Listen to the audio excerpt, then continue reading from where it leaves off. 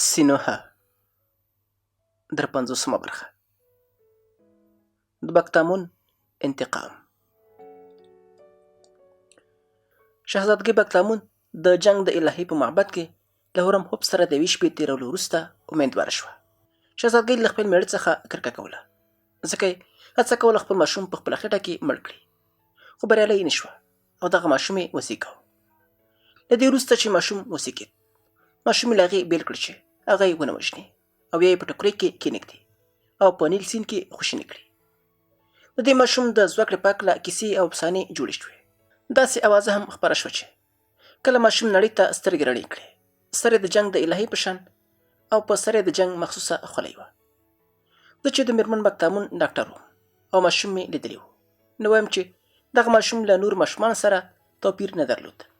هورمهوب به دغه ماشوم د رامسس په نوم یاداوه. کله چې دغه ماشوم وزېږېد، هورمهوب د مصر په جنګونو کې له تورپوست سره په جنګ بوخت و او د هغه ګاډۍ دغه خلک وجل، ځکه چې تورپوستو په جنګونو کې ګاډۍ نه وې لیدلې او نه پوهېدل څنګه د ځان دفاع وکړي. هورمهوب د هغوی کورونه چې له لوښو او لرګیو جوړ شوي وو وسوځول. ښځې او ماشومان یې د مریانو په توګه مصر ته راواستول او تورپوستي نارینه یې په خپل پوځ کې شامل کړل، چې هغوی بیا زړور او بېباکه عسکر شول. له دې وروسته چې تورپوستي د هورمهوب په پوځ کې شامل شول، آزاد شول، چې د خپلو اصولو او عقیدو په اساس څرنګه چې دوی غواړي ډولونه وهي او ونڅېږي. د تورپوستو نڅا د هغوی په روحیې عجیب اغېز درلود او له دې وروسته چې نیم ساعت وګډېدل، داسې به زړور شول چې له یوې نیزې سر به د زمري جنګ ته ورتلل. هورمهوب پوهېده چې د هاتي پر خلاف په راتلونکي جنګ کې له هغوی څخه استفاده کولی شي او داسې عسکر به د هغوی جنګ ته واستوي چې د هاتي تر عسکرو ډېر زړور دي. هورمهوب د تورپوستو په ټاټوبي کې ټول څاروي او مالونه مصر ته ولېږدول، تر دې حده چې په مصر کې شیدې ډېرې پرېمانه شوې او ډېرو بېوزله کسانو هم غوښه خوړلی شوه. په مصر کې د لوږې له کلونو وروسته له کروندو څخه ډېر غنم ترلاسه شول او خلک پر ډوډۍ، وربشو او شرابو مړه شول. کله چې به میندو خپل ماشومانو ته تی ورکوه، له خدایانو به یې د هورمهوب لپاره د نور ځواک غوښتنه هم کوله، ځکه پوهېدل چې هغه په مصر کې شیدې، مستې، غوښه او په غیر مستقیمه توګه غنم او د وربشو به پرېمانه کړي. خو د مصر له جنوبه تورپوستو د بالونو لېږدول، د هغوی د کورونو سوځول او نورو جنایاتو تورپوستي داسې ویرول چې خپل هیواد یې پرېښود او د پیلانو، زرافو او زمریانو د ټاټوبي پر لور وتښتېدل. له هغه وروسته تر څو کلونو پورې د مصر په جنوب کې د کوش په نامه ټاټوبی شاړ پاتې شو. هېچا هلته ژوند نه کوه چې مصر ته قلنګ ورکړي. خو مصر په دې خفه نه شو چې له کوش څخه یې قلنګ نه اخیسته، ځکه چې تر دې مخکې هم دې ټاټوبي مصر ته څه نه ورکول، نو د قلنګ نه ورکول د مصریانو لپاره عادي چاره وه. په داسې حال کې چې د سترو فرعونیانو په وخت کې کوش د مصر د عاید لویه سرچینه وه او مصر تر کوشه زیات له سوریې څخه ګټه کوله. هورمهوب د مصر په جنوب کې له 2 کلن جنګ وروسته له ډېرو غنیمتونو سره مصر ته راستون شو او خپلو عسکرو ته چې ډېری پکې تورپوستي وو سره او سپین ورکړل. تبس ته د هورمهوب په راتګ سره 10 ورځې او شپې په دې ښار کې جشنونه جوړ شوي وو. نشه عسکرو به له سهاره تر ماښامه او بیا له ماښامه تر سهاره په واټونو کې چکرې وهلې او له دې جشن وروسته د مصر یو شمېر ښځو او تورپوستو سره ودونه هم وکړل. کله چې هورمهوب د مصر له جنوبه راستون شو، خپل زوی رامسس به تل په غېږ کې و. په ویاړ سر به یې خلکو ته ورښود، ویل به یې وګورئ دغه هلک زما له ذاته دی، خو د فرعونیانو او خدایانو وینه په رګونو کې ده. له دې سره سره چې کله زه وزېږېدم، د پښو په ګوتو کې مې خوشی نښتي وو. اوس زما زوی یو حقیقي فرعون کېدی شي. کله چې هورمهوب تبس ته راستون شو، لاړ چې امي وګوري، خو لکه چې ومې ویل امي د لیونو په شان شوی و. له ما څخه وډار شو، دروازه یې په ځان پسې بنده کړه او د دروازې له شا یې وویل زه له تا ډارېږم، ځکه چې ته راغلی ما وژنې. هورمهوب له دې خبرې سره وخندل، په یوه لغت یې دروازه ماته کړه او ویل امي ما اورېدلي وو چې ته لیونی شوی، خو تر دې مهاله مې باور نه کېده. اوس چې ګورم ستا د لیونتوب په اړه شوې خبرې سمې دي، ځکه که ته لیونی نه وی نه پوه شوی به وې چې ستا له مرګه ما ته ستا ژوند ګټور دی. که زه پوه شم چې ته مرې، چمتو یم چې له کوشه راوړې نیمایي شتمنۍ په معبدونو کې قرباني کړم چې ته ژوندی پاتې شې، ځکه چې یو بل جنګ په مخ کې لرو چې په دې جګړه کې به د مصر ملت له بلې بدبختۍ سره مخامخ شي. نو ته باید ژوندی پاتې شي، ځکه چې مصریان خپلې ټولې بدبختۍ ستا لوري وګڼي. هورمهوب د خپلې مېرمنې بګتامون لپاره ګرانبیه ډالۍ راوړې. په دغو ډالیو کې د سرو زرو ډبرې هم وي او په هغو ټوکریو کې ایښودل شوي چې تور پوستو ښځو اوبدلې وي. دغه راز یې هغې ته د زمري پوستکي چې هورمهوب په کوش کې ښکار کړي وو، د شترمرغ بڼه کې او ژوندۍ بیزوګانې هم راوړې وې. خو شهزادګۍ هېڅ یوه ډالۍ ونه منله او ویې ویل: هورمهوبه، خلک فکر کوي چې زه ستا مېرمن یم او ما ستا لپاره یو ماشوم راوړ، نو همدا ستا لپاره کفایت کوي او ته له دې وروسته باید له ما سره تفریح ونه کړې. که وغواړې چې په معبد کې د هغې شپې په شان په زور له ما سره ستري وکړې، زه به له تا داسې غچ واخلم چې د هرمونو له جوړېدا راهیسې په هېڅ یو مېرمنې له خپل خاونده نه وي اخیستی، د دې لپاره چې تا وشرموم. له مریانو، پنډیانو او پهلوانانو سره به د تیپس ښار په منځ کې او یا د نیل سیند په غاړه تفریح وکړم، ځکه چې زه له تا څخه کرکه کوم او کله چې تا وګورم کانګې راسي. دغه مقاومت له شهزادګۍ سره د تفریح کولو لپاره د هورمهوب هیجان نور هم زیات کړه. کله چې زه ولیدم نو له بګتامون څخه شکایت وکړه او ویې ویل: زه غواړم له دې ښځې سره څملم، خو هغه اجازه نه راکوي. ومې ویل: غوره دا ده چې له نورو ښځو سره ساتري وکړې. خو پر هورمهوب باندې بګتامون داسې ګرانه وه چې نورې ښځې په نظر نه ورتلې. په دې وخت کې له ما وغوښتل داسې درمل ورکړم چې بګتامون ته یې ورکړي چې پر هغې ګران شي. ما وویل: دغسې درمل نشته. ویې ویل: داسې درمل راکړه چې هغه ویده کړي او زه وکړی شم په خوب کې له هغې سره خپل ساتري وکړم. ما وویل: د خوب درمل د ښځو له طبیعت سره اړخ نه لګوي او په دې ډول هورمهوب چې وینه کړه شول له ما څخه د خوب درمل ترلاسه کړي. وروسته له بل ډاکټر څخه دغه درمل ترلاسه کړه او د بګتامون له خبرتیا پرته یې هغه پرې وخوړل. شهزادګۍ ویده شوه او بیا هورمهوب ورسره تفریح وکړه. خو کله چې شهزادګۍ راویښه شوه نو له هورمهوبه یې کرکه او کینه نور هم زیاته شوه. هورمهوب چې غوښتل یې له خپلو عسکرو سره سوریې ته لاړ شي چې هاتي له سوریې څخه بیخي وباسي. هغه هېواد ته له روانېدا مخکې شهزادګۍ ته ورغی چې خدای پاماني ورسره وکړي. شهزادګۍ ورته وویل: هورمهوبه، در په زړه کړه چې ما څه درته ویلي وو او که د راستنېدا په وخت کې پوه شو چې ما رسوا او دوز کړی د اعتراض حق نه لرې. هورمهوب وخندل او لاړ. کله چې هغه سوریې ته لاړ شهزادګۍ بیا متوجه شوه چې امیندواره شوې ده. د امیندوارۍ په وخت کې یوې کوټې ته ننوته او بیا راونوته. شهزادګۍ ته به یې یوې دریڅې څخه خواړه ورکول. کله چې د لنګون وخت راغی هغه تر څارنې لاندې وساتل شو چې خپل زوی ونه وژني. خو بګتامون ماشوم مړ نه کړه او نوم یې ساتهوس کېښود. له دې وروسته چې بګتامون د لنګون له پرکالۍ ښه شوه ځان یې سینګار کړه، د کتان جامې واغوستلې، له زرینې ماڼۍ څخه راووته او د تیپس د کب پلورونکو د بازار پر لور روانه شوه. هلته یې کب پلورونکو او هغو خرکارانو ته چې په خرو یې کبان راوړي وو وویل: زه شهزادګۍ بګتامون او د مصر د پوځ قومندان او ستر صوبهمن هورمهوب مېرمن یم. تر اوسه مې د هغه لپاره 2 زامن زیږولي دي، خو پر دغه سړي ګرانه نه یم او له ما سره تفریح نه کوي. ځکه خو نن د کب پلورونکو بازار ته راغلی یم چې تاسو ته ووایم د نیل د ساحل ګڼو ونو ته راشئ او له ما سره تفریح وکړئ. دا ځکه چې زه ستاسې له خشونت او بې تربیتۍ څخه خوند اخلم او ستاسو د کبانو بوی ما لیونی کوي. کله چې خرکارانو او کب پلورونکو دغه خبرې واورېدې ووېرېدل او له هغې څخه وتښتېدل. خو بګتامون د کب پلورونکو د بازار په منځ کې د کتان جامې خلاصې کړې او خپل اندام یې نارینهو ته وروښود. ویې ویل: تاسې نه ګورئ چې زه څومره ښکلي یم؟ چېرته زما په شان ښکلې مېرمن پیدا کولی شي؟ راشئ او د نیل سیند تر څنګ تر ګڼو ونو لاندې له ما سره تفریح وکړئ. زه له یوې ډبرې پرته بل شی نه غواړم، خو که له ما سره مو له تفریح خوند واخیسته باید یوه لویه ډبره راته راوړئ. د مصر په تاریخ کې چا نه لیدلي او نه اورېدلي وو چې دغسې پېښه دې شوې وي. نارینه په سر کې له بګتامون څخه وتښتېدل، خو کله چې د هغې ښکلی اندام ولید او د هغه د بدن عطر یې تر سپوږمۍ شول ویې ویل: دغه شهزادګۍ د سخمت الهه ده. نو کله چې یوه الهه د نارینهو منځ ته راځي او هغوی ته وایي چې له ما سره تفریح وکړئ، د دې حکم له اجرا سرغړونه ناشونې ده. ګنې د خدایانو له قهر سره به مخامخ شو، ځکه چې بشر همداسې پنځول شوی ده چې د خپلو غریزو د ارضا لپاره د منلو وړ دلایل راوړي. شهوت، کینه او حرص د خدایانو په نوم او یا د هېواد او د ملت د لوړو ګټو په نوم آرامه وي. ځینو نارینهو به ویل که د جنګ د الهي امر ونه منو نو د خدای له قهر سره به مخامخ شو. بله دا چې هغه ډالۍ چې دغه شهزادګۍ له موږ غواړي تر ټولو ارزانه ډالۍ ده او تر اوسه پورې په مصر کې کومې ښځې ځان دومره ارزانه نه دی خرڅ کړی. کله چې موږ یو عمومي کور یعنې فحشخانې ته ورځو او غواړو چې له تور پوستې مېرمن سره تفریح وکړو، لږ تر لږه باید د مسو یو کړۍ ورکړو.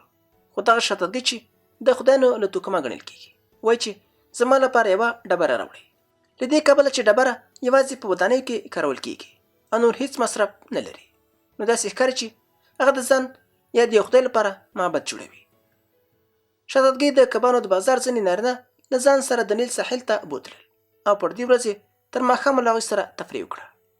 هر نارینه چې له بکتامون سره ساعت تېروه د هغې لپاره یوه ستره ډبره راوړله او په خوشحالۍ به یې نورو ته ویل شک نشته چې بکتامون یوه الهه ده، ځکه چې یوازې د یوې الهي شونډې د بکتامون د شونډو په شان خوږې وي. ماښام چې کله بکتامون غوښتل زرینې ماڼۍ ته لاړه شي، یو بیړۍ یې کرایه کړه چې ترلاسه کړې ډبرې د دغې بیړۍ په وسیله یو ځای ته ولېږدوي. د کبانو د بازار نارینهو به د هغې په وړاندې سجده وکړه، روان به شول او ویل به یې ای د جنګ الهي سبا هم راشه او له موږ سره تفریح وکړه، موږ به سبا ستا لپاره نورې ډبرې هم راوړو.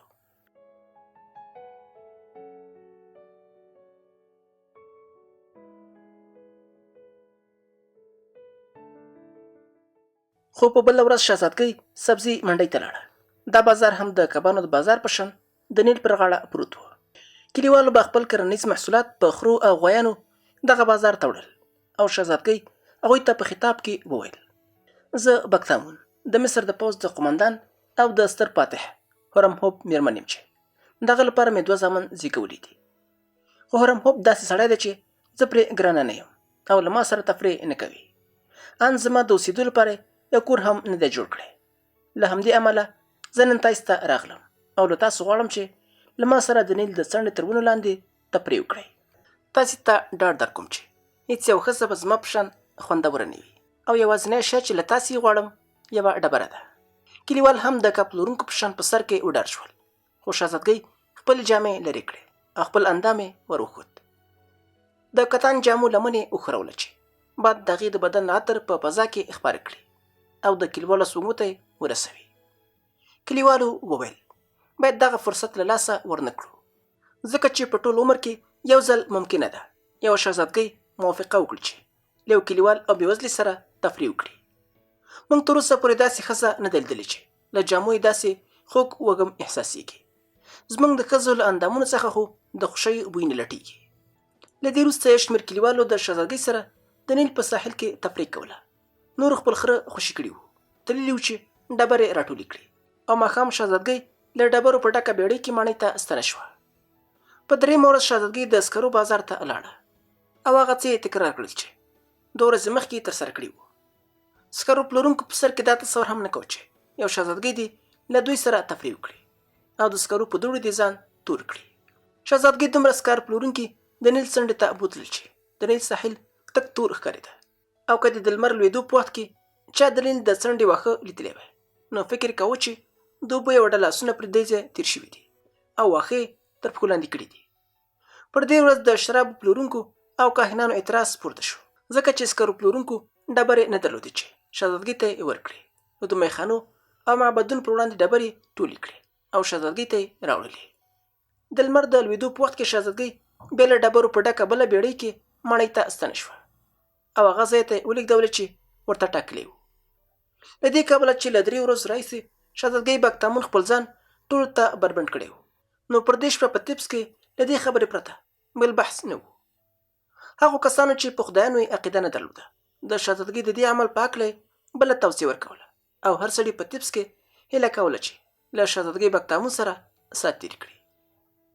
په بله ورځ زیات شمېر نارینه ان هغه کسان چې څو مېرمنې درلودې له شهزادګۍ سره د ساتري لپاره ډبرې په لاس په هغو بازارونو کې ګرځېدل چې په تېرو 3 ورځو کې بکتامون پکې لیدل شوي وه او د هغې په تمه کېنستل. هغو کسانو چې سره اوسپنې درلودل ډبرې وپېرودلې او هغو چې سره اوسپنې نه درلودل له معبدونو او عمومي ځایونو ډبرې اغلا کړې، په داسې ډول چې کاهنان مجبور شول له ګزمې وغواړي چې د معبد شاوخوا پیره وکړي چې غله ونشي کړی د معبدونو ډبرې غلا کړي. خو په هغه ورځ شهزادګۍ بګتاون بازارونو ته نه لاړه او ځان یې خلکو ته ونه ښود، بلکې په زرینه ماڼۍ کې استراحت وکړه چې تیرو 3 ورځو ستوماني ختمه کړي.